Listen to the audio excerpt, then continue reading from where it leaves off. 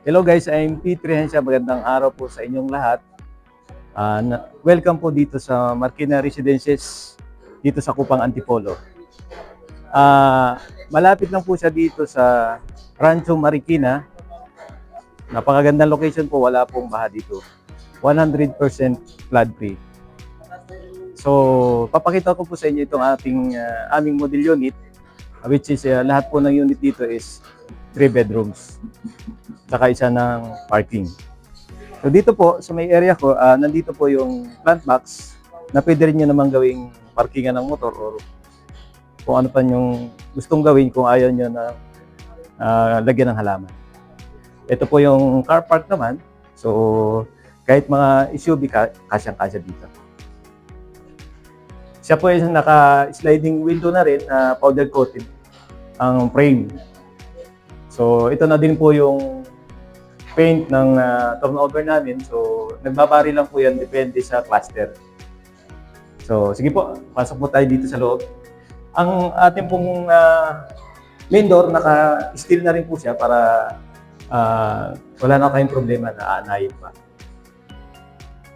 And then, kung napapansin nyo po, napakalawak po ng ating space dito.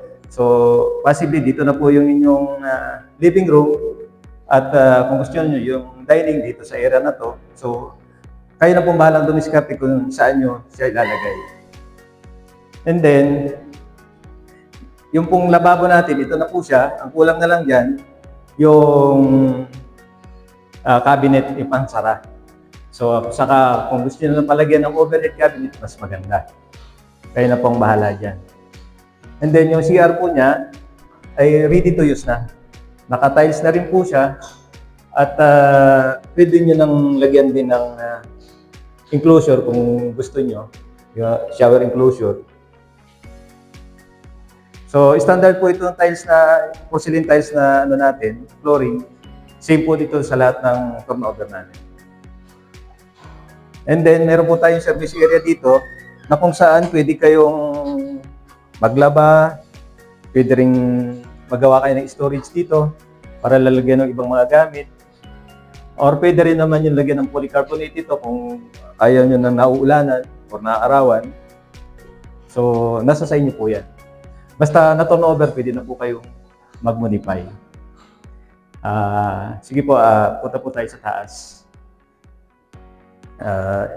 Ito pong hagdan natin, naka-design po ito kahit medyo may edad-edad ng aakyat, hindi mangalay sa tuhod. Ma-relax lang po ang kanyang paghakbang. Ayan. Tapos, papakita ko po sa inyo yung ating master's bedroom.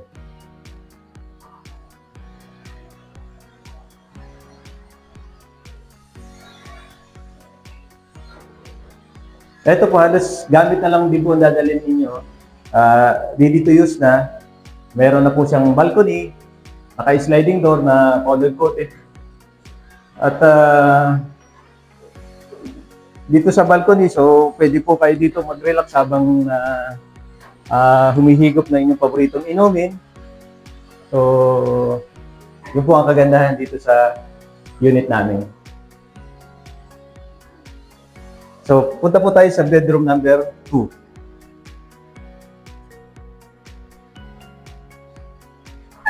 Itong bedroom 2 po, halos same din ang laki ng master's bedroom.